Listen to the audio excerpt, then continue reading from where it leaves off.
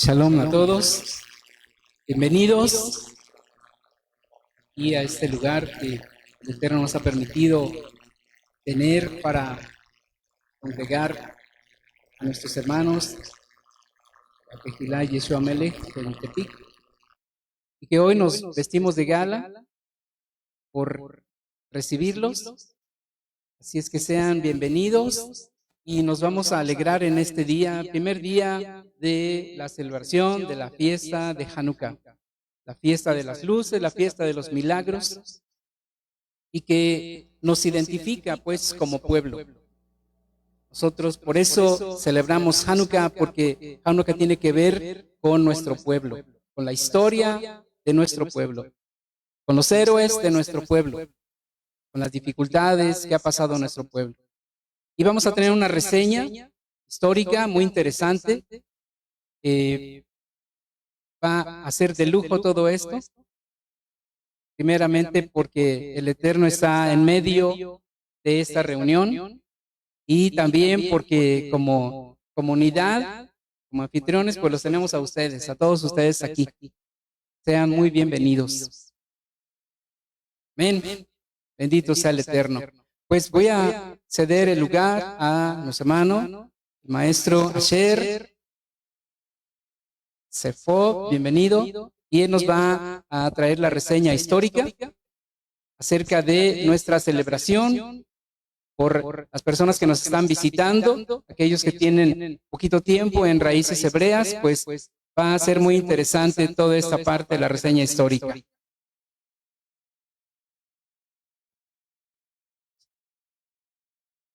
Shalom, shalom, todos. Laila Tov. Los saludamos en el nombre de Yeshua HaMashiach. Yeshua Melech de Israel. Nos da mucho gusto encontrarnos con ustedes y queremos expresar ante todo a Hashem Adonai, nuestro Elohim, la gratitud por permitirnos convivir y compartir esos momentos tan importantes de una celebración trascendental que todo el mundo judío celebra, y aún no judíos, porque saben que el que vive y reina para siempre es Yeshua HaMashiach. Algunas gente dice, ¿celebras Hanukkah o Navidad? Como que se revuelven las cosas. Qué pena, pero bueno, la celebración que nosotros tenemos el día de hoy tiene una trascendencia enorme. Comentaremos algunos puntos de lo más sobresaliente. Es larga la historia, pero trataré de ser breve. Antes de ello, quiero expresar mi gratitud a nombre de nuestra comunidad para el hermano Víctor Bravo, que se dio la tarea de conjuntarnos. Hermano, toda Rabá, Hashem le bendiga. Y por otro lado, también a Villael, ¿verdad? Roet de la otra comunidad, que también hemos estado compartiendo. Sus esposas que han estado muy activas, trabajando todo en ello. Hashem les bendiga, les guarde. Si alguna vez Hashem nos permite estar en su presencia, digo, ¿qué vamos a hacer? Tendremos que aprendernos a amarnos y a convivir, a tolerarnos y a superar muchas cosas. No puede existir un creyente absolutamente aislado, y menos en los tiempos actuales que vivimos. Bien, miren, hablar de Hanukkah es hablar de un hecho histórico sumamente importante. Les leo y les comento. En los días de Matathiyahu, hijo de Yohanan, el sumo sacerdote, el Hasmonaí y sus hijos, cuando el malvado reino helénico se levantó contra el pueblo de Israel, con el propósito de hacerles olvidar la Torá, hacerles olvidar el pacto, el Brit Milá, no estudiar Torá, no guardar Shabbat, y en buena medida lo lograron, pero Baruch Hashem, tuvieron que pasar acontecimientos muy dolorosos, muy tristes. Gran parte de nuestro pueblo murió. Nosotros celebramos con mucho regocijo esta festividad, pero imagínense un ejército de 40,000 soldados griegos, asirios, etcétera, etcétera, perfectamente preparados como militares, contra difícilmente unos 12,000 judíos, difícilmente armados y mal preparados. Bueno, este acontecimiento ocurrió hace más de 2000 años, en una época en que la tierra de Israel formaba parte del imperio sirio, siendo gobernada por la dinastía de los Seleucidas, con Antíoco III, rey de Siria, que estaba en guerra con el rey Ptolomeo de Egipto por el dominio de la tierra de Israel. Israel siempre ha sido un lugar de mucho conflicto. Grandes naciones han estado sobre ella. Sin embargo, ahí está nuestro pueblo, hablando su lengua, realizando sus moadín, como la Torá lo señala. Es algo extraordinario, sinceramente. Antíoco III resultó vencedor en la batalla y anexó la tierra de Israel a su imperio. Al comienzo de su reinado se mostró favorablemente dispuesto hacia los judíos y les acordó ciertos privilegios. Más adelante, sin embargo, cuando fue derrotado por los romanos y estos lo obligaron a pagar elevados grámenes impuestos, la pesada carga recayó sobre los diversos pueblos que conformaban su imperio, a los que obligó a proporcionarle el oro cuyo pago le había impuesto los romanos. Tras la muerte de Antíoco, le sucedió en su trono su hijo Seleuco IV, quien oprimió más aún al pueblo judío. A las dificultades externas debían sumarse los peligros que amenazaban al judaísmo desde su fuero interno. Ojo, gran parte de lo que destruyó el propio grupo judaico, ese odio gratuito, es decir, los conflictos entre los propios judíos. Si ellos se hubieran mantenido firmes, no hubiera pasado gran cosa. Pero hubo muchos de nuestros hermanos judíos que se inclinaron al pensamiento helénico, griego, romano. Querían ser como los griegos. Y es que la influencia griega era muy fuerte, era muy poderosa. Y lo que les ofrecían, lamentablemente, era de esta manera. Bueno, la influencia de los helenistas, aquellos que aceptaban la idolatría y la formaban como parte de la vida de los sirios, iba en constante aumento. El sumo sacerdote Johanán entrevio la gravedad del peligro que significaba para el judaísmo la penetración de la influencia siria en Palestina. Ello debido a que, contrariamente al ideal de belleza exterior que idolatraban los sirios, el judaísmo sustenta el ideal de la verdad y la pureza en el orden moral, colocándolo por encima en cualquier armonía física y material, tal como lo ordena Adonai en su Kadosh Torah. El pueblo judío jamás podrá renunciar su fe, su emuná en Adonai, el Eterno, el Elohim de Israel, para aceptar la idolatría de los sirios y los griegos. Por eso Johanán se oponía a todo intento por parte de los helenistas judíos en introducir las costumbres griegas y sirias en su territorio. Indudablemente tal enérgica oposición debía tarde o temprano devenir en algún desastre, y así fue. Los helenistas lo aborrecían y en uno de ellos informó, comisionado del rey, cómo el tesoro del Beit Hamikdash, es decir, del templo, tenía una gran cantidad de riquezas. Y esto despertó la codicia de los helénicos, de los griegos, de los sirios. Esas riquezas del templo estaban formadas por los dineros del medio shekel, con que todo judío adulto contribuía anualmente. Dicha contribución estaba destinada a solventar todos los sacrificios que se ofrecían en el altar, así como la conservación y el mejoramiento del edificio, del templo. Pero tan solo recordemos, la menorá estaba hecha de oro puro y de una sola pieza. Y todos los instrumentos para llevar a cabo los sacrificios, las ofrendas, eran de un elevado costo. Aún el incienso que se quemaba no era cualquier cosa. Y el aceite utilizado era puro. Entonces, todo lo que tenía en el templo representaba un valor muy elevado.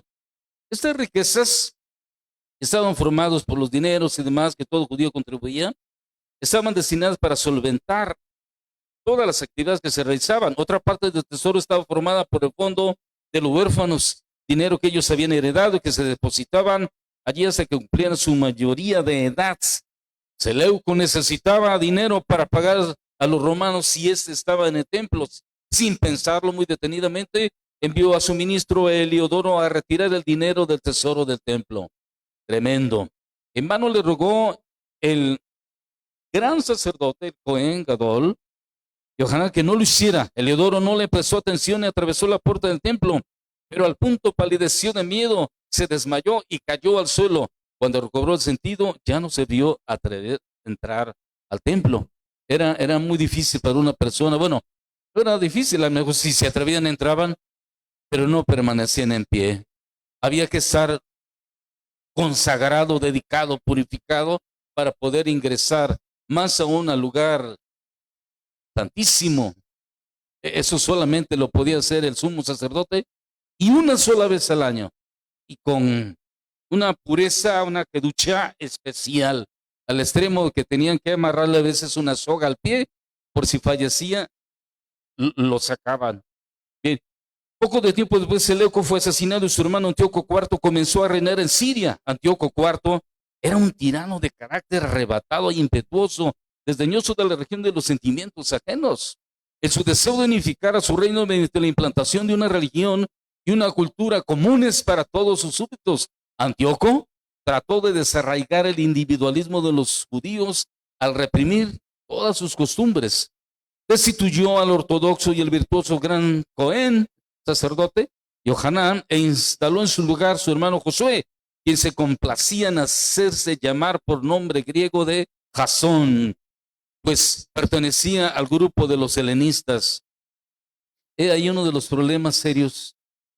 La propia, el propio grupo de Cohen, de sacerdotes, se dividió y unos se inclinaron a favor del helenismo. Triste situación. Josué o Jasón fue reemplazado posteriormente por otro hombre, Menelao, hasta el nombre es griego, quien le había prometido al rey conseguirle más dinero que Jasón. Cuando Yohanan, el antiguo sumo sacerdote, protestó por la difusión de la influencia helenista en el sagrado templo, el nuevo sumo sacerdote lo hizo asesinar. Entre tanto, Antíoco estaba librando una exitosa guerra contra Egipto. Sin embargo, mensajeros llegados de Roma le ordenaron cesar la lucha. Antíoco tuvo que someterse a la voluntad de Roma y abandonar la contienda. En Jerusalén había cundido el rumor de que Antíoco había sufrido un grave accidente en la batalla y al creerlo muerto, el pueblo se rebeló contra Menelao. El traicionero sumo sacerdote se vio obligado a huir junto con sus amigos. Y aquí aparecen uno de los grandes mártires de esta revuelta. Una revuelta muy complicada que uno ve por ser una festividad de 8 días y de mucho regocijo. A mí me sorprendía al estar estudiando todo este tema, cómo es que esta lucha duró 25 largos años. No fue el triunfo de la noche a la mañana. Hubo muchas pérdidas humanas, mucha sangre, mucha destrucción.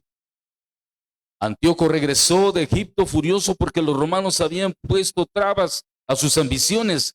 Cuando se enteró de lo ocurrido en Jerusalén, lanzó todo su ejército sobre los judíos. Miles de ellos fueron muertos. Inmediatamente dictó una serie de severos decretos contra los judíos en los que se les prohibió la práctica de su culto. En adición a ello, los pergaminos de la ley fueron confiscados y quemados. El descanso sabático, el Shabbat, las circuncisiones, el Brit Milá y las leyes del ayuno fueron prohibidos bajo la pena de muerte. La serie de atrocidades cometidas incluyó el que uno de los más respetados ancianos de aquella generación, Rabí Eleazar, de 90 años, los servidores de Antíoco le ordenaron que comiera carne de cerdo para que los demás hicieran lo mismo. Cuando el anciano se rehusó, le sugirieron que le hiciera solamente como la intención de estar comiendo, simular que comía cerdo. El rabí se negó rotundamente a eso y fue asesinado salvajemente. Hubo otros miles de judíos que del mismo modo sacrificaron sus vidas. La famosa historia de Hannah y sus 7 hijos tuvo lugar en esa época. Los hombres de Antíoco iban de pueblo en pueblo y de aldea en aldea para obligar a sus habitantes a adorar a los ídolos paganos. Solo quedó una zona de refugio, los montes de Judea, con sus cuevas, pero aún hasta allí persiguieron los sirios a los fieles judíos y muchos de ellos fueron los que ofrendaron su vida como mártires. Un día, los secuaces de Antíoco llegaron a la aldea de Mudín, donde vivía el anciano sacerdote Matillahu. Cuando el oficial sirio mandó construir un altar en la plaza pública de la aldea, exigió a Matillahu que ofrendara sus sacrificios a los dioses griegos. Este replicó: mis hijos, mis hermanos y yo estamos decididos a permanecer fieles al pacto que Adonai hizo con nuestros antepasados. De inmediato se aproximó al altar un judío helenista con la intención de ofrecer un sacrificio. Matillahu empuñó una espada y lo mató. Los hijos y amigos de Matillahu se arrojaron sobre los oficiales y soldados sirios. Luego de perseguir a los demás, se dedicaron a destruir el altar. Y de tanto por un sacrificio. Sí, porque se trataba de sacrificar un cerdo. Y eso era una verdadera abominación. Matillahu sabía que Antíoco se enfurecía cuando supiera lo que había sucedido y seguramente enviaría a sus esbirros para castigarlo a él y a los suyos. Por lo tanto, abandonó la aldea de Modín y huyó con sus hijos y amigos a los montes de Judea. Todos los judíos leales y valientes se le unieron. Formaron legiones y cada uno abandonaba sus escondites para lanzarse sobre los destacamentos y avanzadas de los enemigos para destruir los altares paganos que se erigían por orden de Antíoco. De entre otros altares, impusieron una estatua de Zeus. ¿Se imagina qué blasfemia tan terrible? ¿Cómo fue contaminado el templo? Antes de morir, Matillahu reunió a sus hijos y los instó a continuar la lucha en defensa de la Torá de Adonai. Les pidió que siguieran los consejos de su hermano Shimón el sabio y que en la lucha reconocieran como jefe a Yehudá el fuerte. Yehudá era hermano, llamado Macabeo, el Macabeo, palabra compuesta por las primeras letras de las 4 palabras hebreas que dicen Mikamoja Beelin Hachen. Significa: ¿quién es como tú entre los poderosos de Adonai? Los macabeos, algunos interpretan la palabra macabeo como martillo, porque fueron sumamente férreos para impedir que siguieran los enemigos haciendo tantos desastres. Antíoco envió a su general Apolonio para eliminar a Yehudá y a su gente. Los macabeos, aunque superaban en número y el equipo bélico a sus adversarios, los sirios fueron derrotados por los macabeos. Antíoco despachó otra expedición a la que también fue derrotada y finalmente comprendió que solo con un poderoso ejército podría aspirar a derrotar a Yehudá y a sus bravos combatientes. Definitivamente esta era una guerra sin par. ¿Qué significarían 12,000 soldados mal armados contra 40,000 perfectamente armados y en una fuerte disciplina? Bien, los macabeos regresaron a Jerusalén, entraron en el templo, lo limpiaron de los ídolos colocados ahí por los vandálicos sirios. Y Judá y los suyos erigieron un nuevo altar y consagraron en el 25º día del mes de Quisley del año 3622, es decir, en el 138 antes de la era común. La menorá, el candelabro de oro, había sido robada por los sirios, pero fabricaron otra con un metal menos noble que el oro. Cuando quisieron encenderla, no había suficiente aceite puro de oliva. Solamente se encontraron un recipiente con el sello del sumo sacerdote y fue el que utilizaron. Ese aceite, aquí es donde empieza este gran milagro. Alcanzaba solo para un día, pero por un milagro de Adonai siguió ardiendo durante los 8 días hasta que se pudo elaborar más aceite. El milagro demostró que Adonai había tomado nuevamente a su pueblo bajo su protección. El recuerdo de ese milagro, nuestros sabios fijaron como festividad los 8 días de Hanukkah, lo que iniciamos el día de hoy celebrando, constituyéndose estos en ceremonia anual de agradecimiento eterno por medio del encendido de estas nerot, de estas velas. Es costumbre reunirse en las familias, amigos, para el encendido de la Januquilla, intercambiar regalos. de entre otras, el juego del cebibón, que es una pirinola. Por ahí tenemos algunas en los dibujos. Lo que quiero comentar es que los judíos se ponían a estudiar, pero estaba muy prohibido. Cuando llegaban los soldados, suspendían el estudio y sacaban el cebibón y se ponían a jugar. Y decían, están jugando. Y continuaban, seguían ellos estudiando. Fueron tiempos muy complicados. Y diría, no como ahora, que puede uno estudiar todo el día, si puede, si desea, si quiere. Nuestros hermanos judíos verdaderamente sufrieron cosas tremendas en aquellos tiempos. Bien, aquí es donde empieza a cobrar sentido la festividad que nosotros hoy iniciamos. Este encendido de las luminarias se encienden al atardecer en un día como hoy, momento en que según la tradición judía comienza el día. Por eso hace rato no empezábamos, sino hasta que se vieran las primeras estrellas, que es cuando inicia el día, diferente al tiempo contado en el calendario romano, el gregoriano. Esa Januquilla tiene 9 espacios para las velas o los depósitos de aceite. En realidad son 8. El noveno, que generalmente se destaca por estar más arriba o a un lado, se llama Shamash, que significa sirviente. Ese solamente sirve para encender las demás. Verdaderamente las que cuentan son las otras 8 que corresponden a los 8 días. El Shamash representa verdaderamente algo extraordinario para nosotros.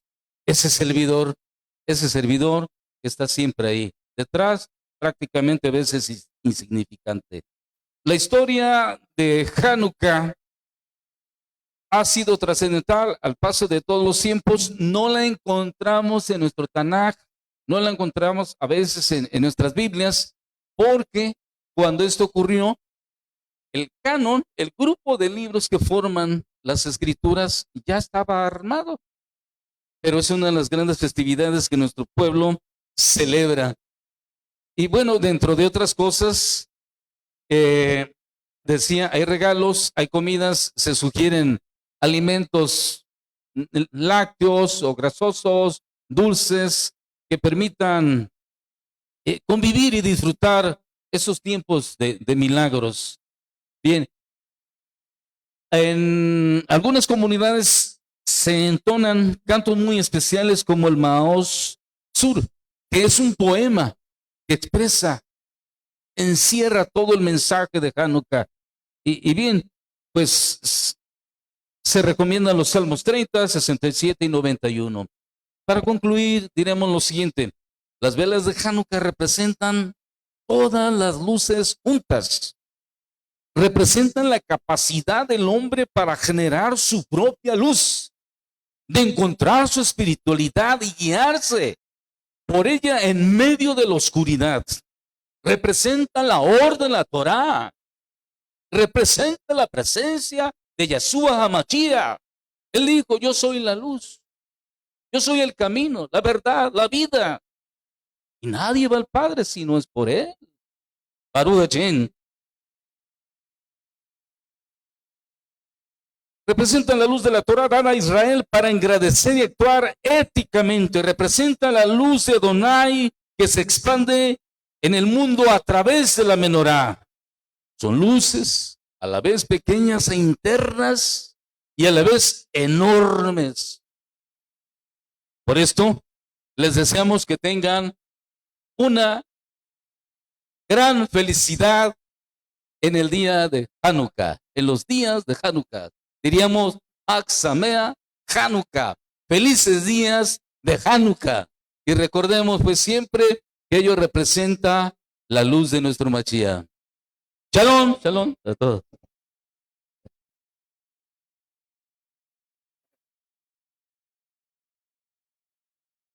Cedo lugar a nuestro hermano.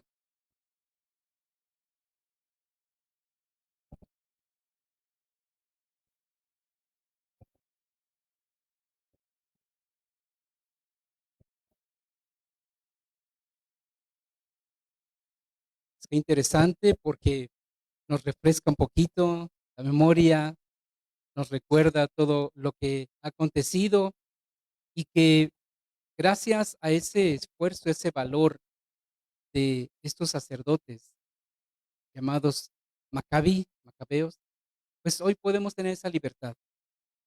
Y antes de encender, quiero que veamos también un es un videoclip en el que se recuerda también esta parte tan tremenda en la lucha que hubo en España cuando hubo esa persecución, ese antisemitismo, cuando hubo esos días difíciles en los que no se tenía la libertad de vivir como pueblo del Eterno. Es una canción muy bella y que seguramente va a llegar hasta lo más profundo porque expresa exactamente ese dolor de tantos siglos de no poder celebrar, de no poder adorar, de no poder tener esa libertad para expresar la fe judía. Vamos a acomodar todo para que ustedes puedan ver y sufrir y disfrutar al mismo tiempo. Pues recordamos los tiempos difíciles, pero también recordamos los milagros y los portentos de Adonai. Por eso estamos aquí. Amén.